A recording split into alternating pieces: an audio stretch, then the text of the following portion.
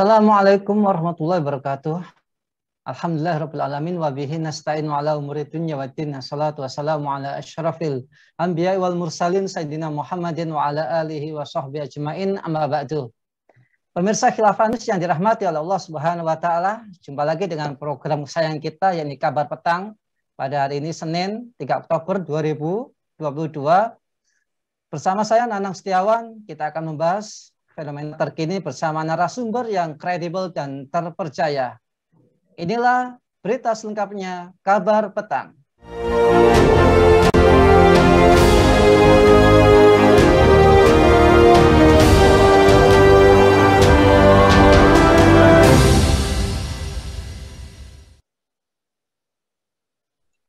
Presiden Joko Widodo memerintahkan Kapolri, Menteri Olahraga, dan Ketua Umum PSSI melakukan investigasi mendalam dan evaluasi menyeluruh terkait prosedur dan penyelenggaraan pertandingan sepak bola. Perintah Presiden ini merupakan respons dari tragedi berdarah di Stadion Kanjuruhan Malang yang menewaskan lebih dari 100 orang.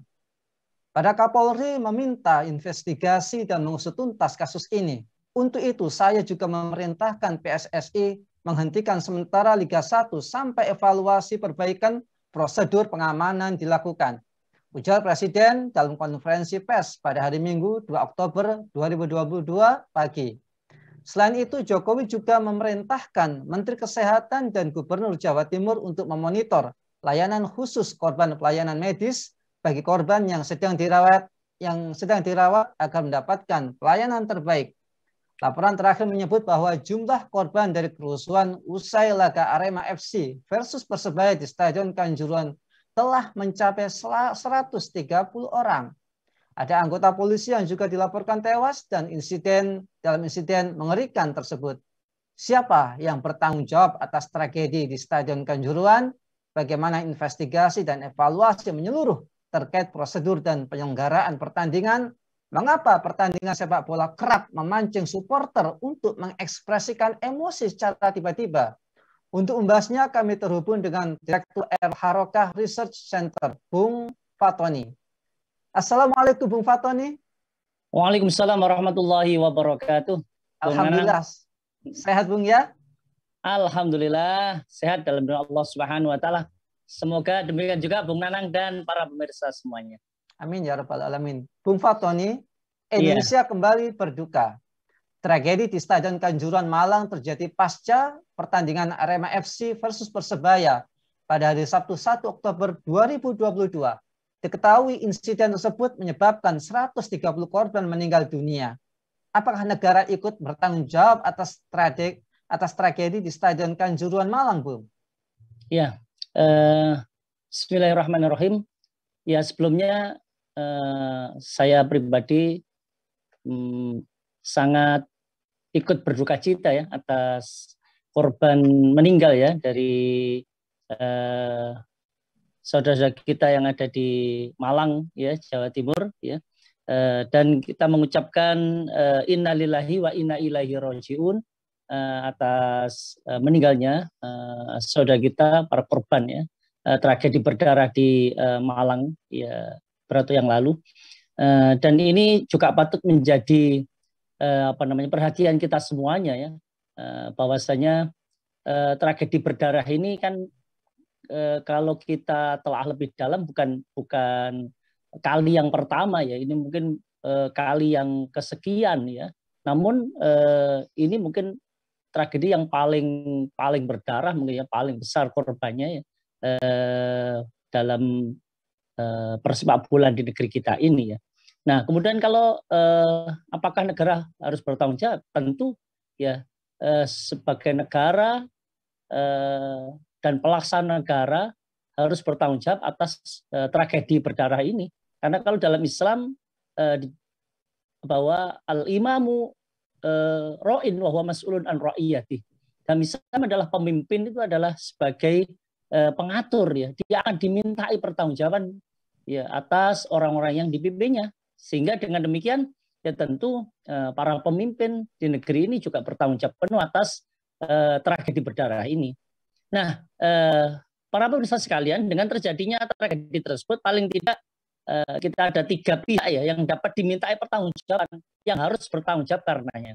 Ya, yang pertama adalah tentu aparat keamanan ya, yang dalamnya adalah di tangan kepolisian ya, atau Polri ya. Yang kedua adalah organisasi penyelenggara dan juga asosiasi sepak bola yang menangani masalah persepak bola di negeri kita ini. Ini juga harus bertanggung jawab atas tragedi berdarah tersebut, dan juga para pemimpin negeri ini, ya pelaksana negara di negeri kita ini juga bertanggung jawab penuh atas tragedi berdarah itu. Meski itu terjadi di Kota Malang, tapi ini adalah bagian dari yang korban dan bagian dari rakyat Indonesia yang harusnya itu menjadi perhatian kita. Dalam Islam, satu-satunya nyawa umat Islam itu terbunuh, meninggal tanpa hak, itu artinya sama dengan kehancuran dunia seisinya. Masya Allah, begitu dalam Islam.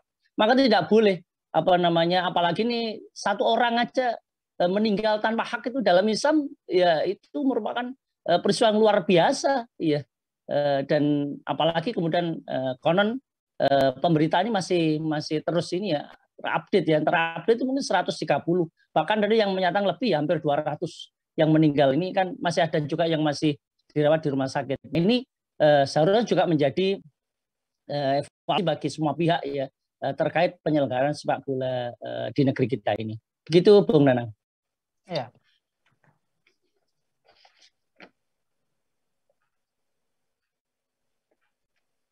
Bung Fatoni, apakah terjadi penggunaan kekuatan yang berlebihan atau excessive use force melalui penggunaan gas air mata dan pengendalian massa yang tidak sesuai prosedur ini menjadikan penyebab banyaknya korban jiwa yang berjatuhan, Bung? Ya, kalau kita mengutip dari ini berdasarkan keterangan ahli ya, yaitu Ketua Umum Perhimpunan Dokter Paru Indonesia (PDPI) ya, Pak Agus Dwi Santosa menyatakan bahwa penggunaan gas air mata yang berlebihan ya dapat menyebabkan iritasi dan sesak nafas. Jadi penggunaan gas air mata ini memang juga perlu juga diwaspadai itu ya, karena bisa juga menyebabkan iritasi dan sesak nafas ini dari keterangan ahli. Bahkan bila menghirup dalam konsentrasi yang tinggi bisa menyebabkan kematian. Jadi kalau kita berdasarkan keterangan ahli ini, jadi penggunaan gas air mata untuk mengendalikan massa itu juga patut ditinjau ulang ya, karena memang itu juga fatal itu akibatnya. Apalagi kemudian itu digunakan di ruang tertutup ya, di stadion yang tertutup itu, ya tentu itu sangat berbahaya gitu ya. Ya bahkan bisa menyebabkan kematian, dan faktanya memang sudah terjadi kan, ya begitu. Nah, oleh karena itu maka tembakan gas air mata dan tindakan represi lainnya oleh aparat wajib untuk dilakukan evaluasi secara komprehensif, ya kan. Jangan sampai kemudian terulang. Ini kan harusnya menjadi pukulan berat bagi kita ya, bangsa Indonesia. Juga harusnya menjadi perhatian para penegak hukum dan pihak-pihak yang terkait ya, juga para pemimpin di negeri kita ini ya. Kemudian untuk itu maka pihak yang berwenang ya harus segera melakukan penyelidikan ya atas diduga kuat karena kesalahan prosedur ataupun keteledoran dan sebagainya, diduga kuat itu ya. Oleh karena itu maka harus segera pihak-pihak berwenang harus melakukan penyelidikan secara cepat, menyeluruh dan independen terhadap penggunaan gas air mata ini, dan memastikan bahwa mereka yang terbukti melakukan ya, kalau memang nanti terbukti melakukan pelanggaran ya maka harus diadili secara adil ya di pengadilan. Tidak cukup hanya menerima sanksi secara internal di lembaga sepak bola saja dan sebagainya, begitu menurut saya, Bung Nanang. Bung Fatoni, bagaimana investigasi dan evaluasi menyeluruh terkait prosedur dan penyelenggaraan pertandingan, Bu? Ya, jadi kalau kita memahami bersama ya bahwasanya penyelenggara dan asosiasi sepak bola wajib dievaluasi dan dilakukan yang memastikan ya, ini kan diduga kuat ada unsur kealpaan atau kesalahan ya oleh pihak-pihak yang terkait itu. Nah, ini juga dikuatkan dari ini ya, Di pasal 359 KUHP juga dinyatakan di sana, jadi barang siapa karena kesalahannya atau kealpaannya menyebabkan orang lain mati, maka diancam dengan pidana penjara paling lama 5 tahun atau pidana kurungan paling lama 1 tahun. Nah, ini menurut KUHP seperti itu ya. Nah juga berdasarkan keterangan Menko Polhukam ya Pak Mahfud MD menyatakan bahwa korban meninggal dalam tragedi di Stadion Kanjuruhan ya umumnya karena desakan ya, berdesakan ya, berhimpitan ya, kemudian saling menginjak dan kemudian sebagian terinjak dan kemudian sesak nafas. Yaitu yang menurut pernyataan dari pihak-pihak yang berwenang ya.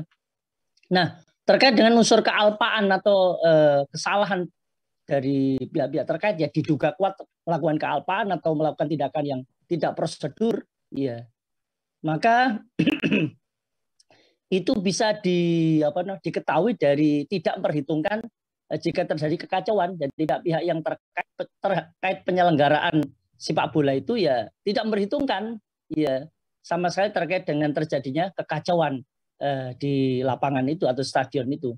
Nah kemudian juga tidak memperhitungkan bagaimana jika penonton berdesak-desakan berebut pintu keluar ya, apakah semua pintu juga bisa terbuka dan sebagainya. Itu juga termasuk indikasi terjadi kealpaan atau diduga kuat kesalahan dari pihak-pihak terkait ya. Nah kemudian selain itu kelalaian dalam hukum yaitu tidak menunjukkan kehati-hatian ya, yang dalam pengertian bahwa tidak melakukan penelitian. Jadi pihak-pihak yang penyelenggara sepak bola ini tidak melakukan penelitian, ya penimbangan, ya terkait dengan keahlian, pencegahan ataupun kebijakan dalam melakukan dalam event yang besar, ya sesuai atau tidak dengan kaidah pencegahan atau kehati-hatian yang harus diberlakukan oleh setiap penyelenggara, terutama dalam hal ini adalah penyelenggara event sepak bola itu. Ya ini yang patut untuk kemudian menjadi perhatian dari semua pihak dan kita berharap maka pihak-pihak tadi yang bertanggung jawab ini harus segera dilakukan investigasi yang mendalam dan kemudian kalau memang nanti ditemukan adanya kealpaan kesalahan prosedur atau apalah namanya, maka harus dilakukan harus bertanggung jawab dan ditegakkan hukumnya di sana karena ini sudah korbannya ini kan korban yang sudah sangat luar biasa, ini korban nyawa. Bahkan konon kata ini juga merupakan tragedi di dunia sepak bola mungkin terbesar kedua kan ini kan yang terjadi di kemarin itu ya, di Sabtu malam itu. Begitu Bung Nanang. Fatoni, mengapa pertandingan sepak bola kerap memancing supporter untuk mengekspresikan emosi secara tiba-tiba, Bung? Iya. Jadi sebenarnya ini sangat kompleks ya.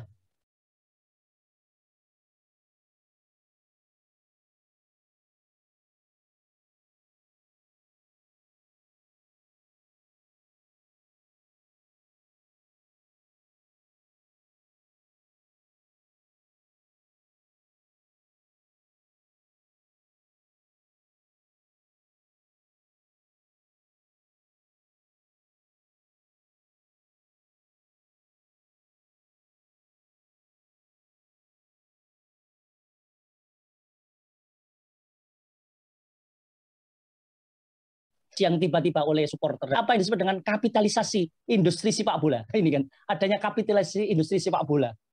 Mengapa demikian? Karena bukan hanya sekarang orang bermain bola itu bukan kepingin sehat, tapi sekarang ada pihak yang disebut dengan para kapital, para pemilik modal ini menjadikan permainan sepak bola itu menjadi industri yang bisa dijual untuk meraup keuntungan yang besar. Ini persoalan yang juga serius menurut saya. Ya. Mengapa demikian? Karena dengan iklim sistem kapitalisme saat ini ya, masyarakat ya ditumbuh suburkan kebanggaan terhadap klub-klubnya, klub-klub sepak bola yang ada, ya kan? Apakah itu Persebaya, apakah AMA atau yang lainnya, ya. Ya di antara mereka ini sangat membanggakan klub-klubnya itu, ya bahkan kebanggaan yang hanya sifatnya emosional ini yang terjadi. Ya perlu juga dipahami bahwa memang Allah Subhanahu Wa Taala memberikan potensi yang pada manusia itu yang disebut dengan naluri. Ya. ya naluri mempertahankan diri atau gharizatul baqa. Ya. Nah, penampakan dari naluri mempertahankan diri adalah ya dia bisa marah ketika kemudian nama baiknya dilecehkan. Dia bisa akan marah ketika harga dirinya dilecehkan orang. Ini penampakan dari gharizatul baqa istilahnya. Naluri untuk mempertahankan diri. Namun perlu dipahami bahwa naluri mempertahankan diri ini kalau kemudian tidak dikendalikan oleh keimanan dan ketakwaan yang besar kepada Allah Subhanahu wa taala, maka naluri mempertahankan diri itu akan bisa menyebabkan kerusakan, kerugian di tengah-tengah masyarakat.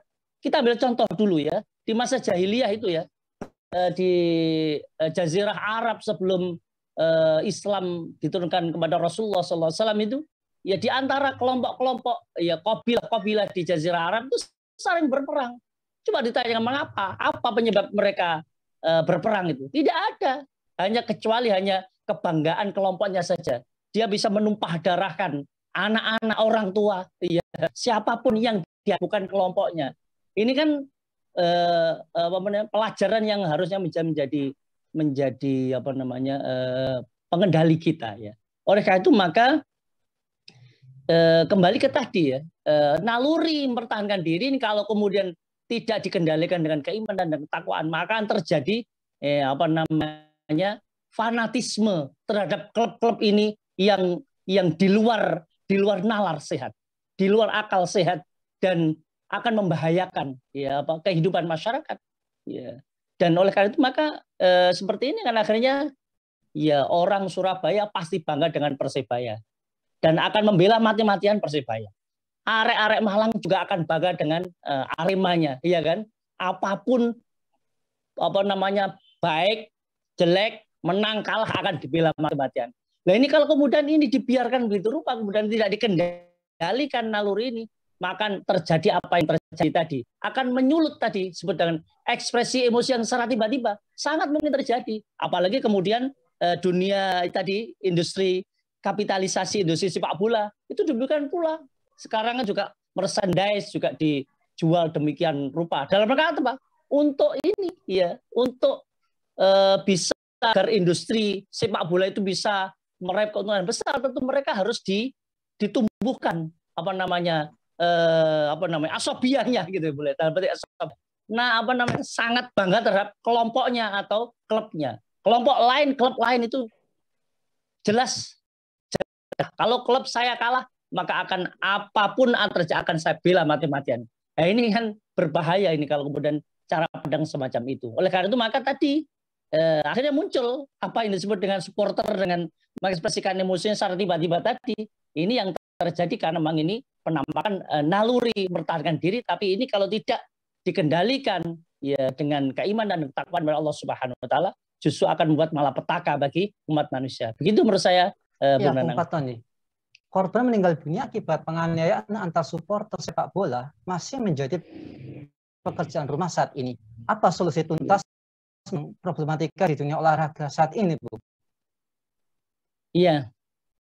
Kalau menurut saya dalam jangka pendek, ya tentu pihak-pihak yang berwenang segera menghentikan industri olahraga, khususnya industri olahraga sepak bola ini. Menghentikan industri olahraga sepak bola ini.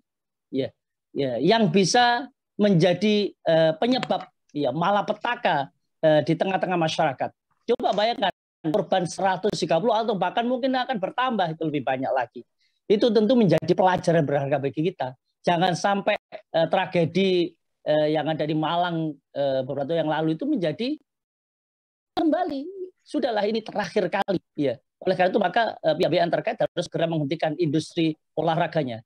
Karena harus kita pahami ya di dalam kaidah ya usul ini dijelaskan al wasilatu ilal harami haramun. Ya. Sarana yang bisa menyebabkan keharaman maka hukumnya juga haram.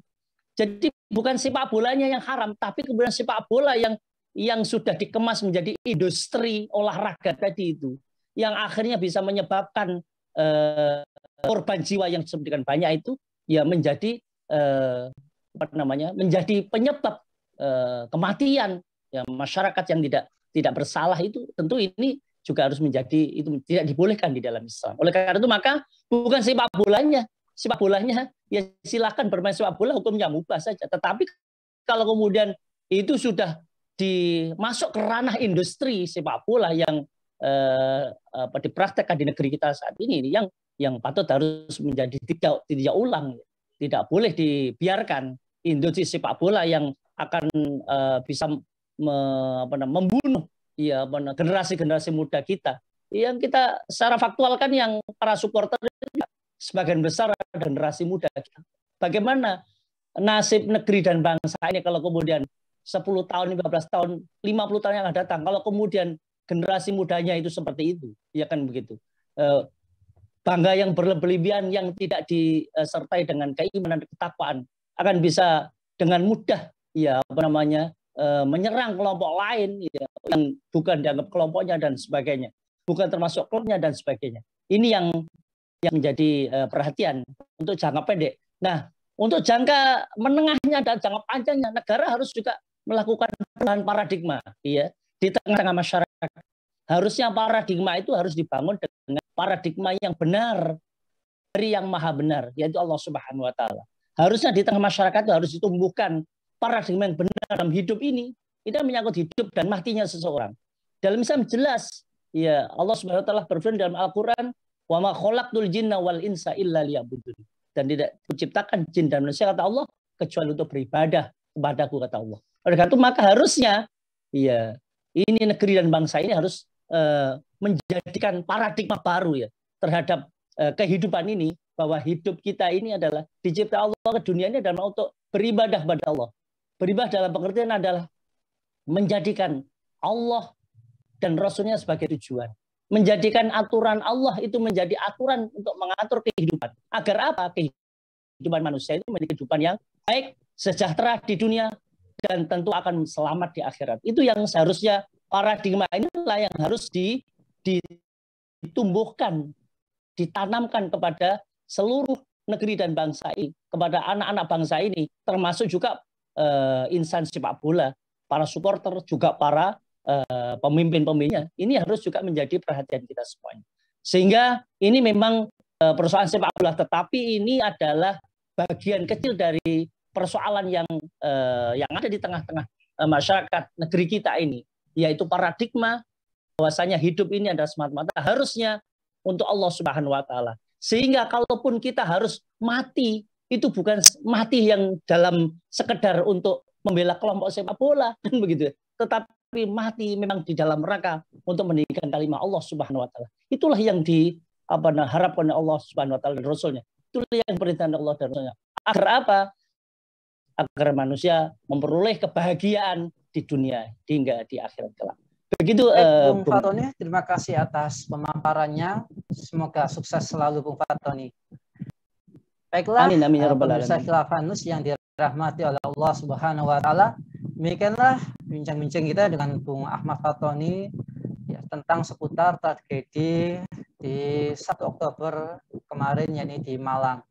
Semoga semua arwah yang wafat dalam peristiwa tersebut yang muslim diterima amal ibadahnya dan diampuni dosa-dosanya oleh Allah Subhanahu wa taala. Dengan kami akhir kata, wassalamualaikum warahmatullahi wabarakatuh.